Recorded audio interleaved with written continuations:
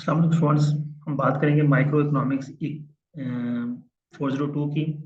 May 7 इसकी last date है assignment की। इस असाइनमेंट में उसने हमें दिया है कि इन आजकल पाकिस्तान में रियल स्टेट जो है वो बड़ा डाउनफॉल में चल रहा है।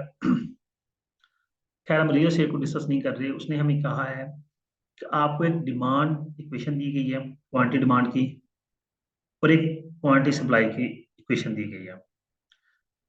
और रिक्वायर वो कर रहा है using demand and supply equation. इन दोनों इक्वेशंस को यूज करते हुए आपने equilibrium price and quantity of residential property मालूम करनी है। प्राइस और क्वांटिटी मालूम करनी है। इक्विलिब्रियम का मतलब है कि ये दोनों इक्वेशंस इक्वल है, यानी कि क्वांटिटी डिमांड इक्वल है क्वांटिटी सप्लाई के।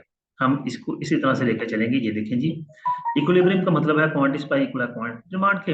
हमने दोनों इक्वेशंस को इक्वल रखा तो हमारे पास जो प्राइस निकली कैलकुलेशन के बाद वो 37,500 पर मरला निकली।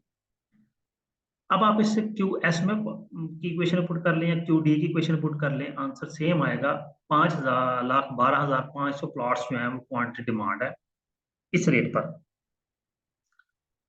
ये आपका पहला पॉइंट क्लियर हो गया, पहली जो रिक्वायरमेंट थी। अब दूसरी रिक्वायरमेंट की तरफ चलते हैं। वो कहता है ग्राफिकली इलस्ट्रेट करें, अगर कंज्यूमर की इनकम चेंज होती है तो उसका इक्विलिब्रियम प्राइस और इक्विलिब्रियम क्वांटिटी पर क्या असर पड़ेगा। देखिए जी, प्राइस तो सेम रहेगी।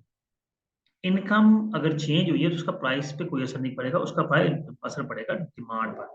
तो जो हमारा डिमांड कर्व हो जाएगा वो राइट वर्ड शिफ्ट कर देगा। अब देखें, ये जो डिमांड मैंने यहाँ पे मेंशन नहीं कर सका, ठीक है, तो हम इसको वैसे यहाँ पे ऐड कर लेते हैं।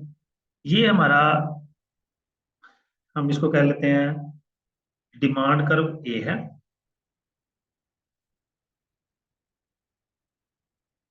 ठीक है, पर खाली ए लिख लेते हैं और इसको हम बी लिख लेते हैं। अब ये जो डिमांड कर्व ए है, ये आपका जो हमने ऊपर कैलकुलेशन की उसके मुताबिक है कि 37,500 प्राइस है, 5,12,500 प्लॉट्स है, ये डिमांड है उसकी।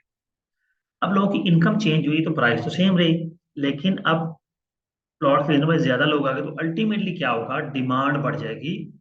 तो डिमांड कर्व राइटवर्ड शिफ्ट कर जाएगा। अब देखिए, पॉइंट ए से पॉइंट बी पे हम चले गए। ये आपका सेकेंड पॉइंट था। अब चलते हैं थर्ड की तरफ।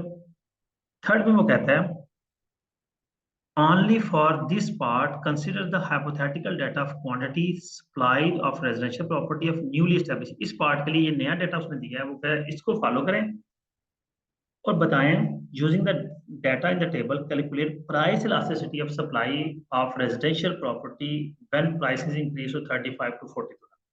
प्राइस अगर 35,000 पहले थी, इंक्रीज हुई है 40,000, उसका सप्लाई जो है वो 95,000 प्लॉट्स थी, वो अब 1,05,000 प्लॉट्स हो गए। तो इनकी इलास्टिसिटी क्या आएगी। इलास्टिसिटी अगर तो जितनी प्राइस चेंज हुई है उतनी ही सप्लाई चेंज हुई हो तो इलास्टिसिटी 1 के इक्वल होती है। अब हमें यहाँ निकालनी है कि यहाँ कितनी आएगी। उसके लिए हमारे पास जो फॉर्मूला है प्राइस इलास्टिसिटी का, वो है जी परसेंटेज चेंज इन क्वांटिटी और परसेंटेज चेंज इन प्राइस। अब परसेंटेज चेंज इन क्वांटिटी जो है वो होगा Q1 minus Q not over Q not. Q1 कहते हैं करंट प्राइस को, और Q sorry next year price को, या जो भी है क्यू नॉट जो है वो प्रीवियस प्राइस को कहते हैं। अब देखिए, Q1 करंट प्राइस, एक करंट क्वांटिटी जो है, सॉरी मैं प्राइस कह रहा हूँ, ये Q है क्वांटिटी। 1,05,000 प्लॉट्स हैं, प्रीवियसली 95,000 थे। हमने जब उसका चेंज फाइंड किया तो हमारे पास 10.53% चेंज आ गया, ठीक है। फिर हमने प्राइस का चेंज फाइंड किया तो वो हमारे पास 14.29% आया, यानी कि प्राइस ज्यादा चेंज हुई है as compare to plots percentage. जब प्राइस ज्यादा चेंज हुई है तो हमारी इलास्टिसिटी जो है वो लो 1 आ गई, 0.74 आ गई, यानी कि 74%। अब जो अगली बात है, elasticity 70.74 indicate that supply is relatively in elastic. Supply less elastic है या इन इलास्टिक है, क्योंकि मैंने बताया था ये 1 होना चाहिए। अगर ये 1 नहीं है तो इसका मतलब ये हुआ कि अगर ये 1 से ज्यादा होता तो इसका मतलब है कि जो सप्लाई है वो ज्यादा इलास्टिक है, लेकिन यहाँ पे सप्लाई जो है वो कम इलास्टिक है। ये बेटा आपकी असाइनमेंट थी। उम्मीद करता हूँ आपके लिए असाइनमेंट अंडरस्टैंडिंग की होगी।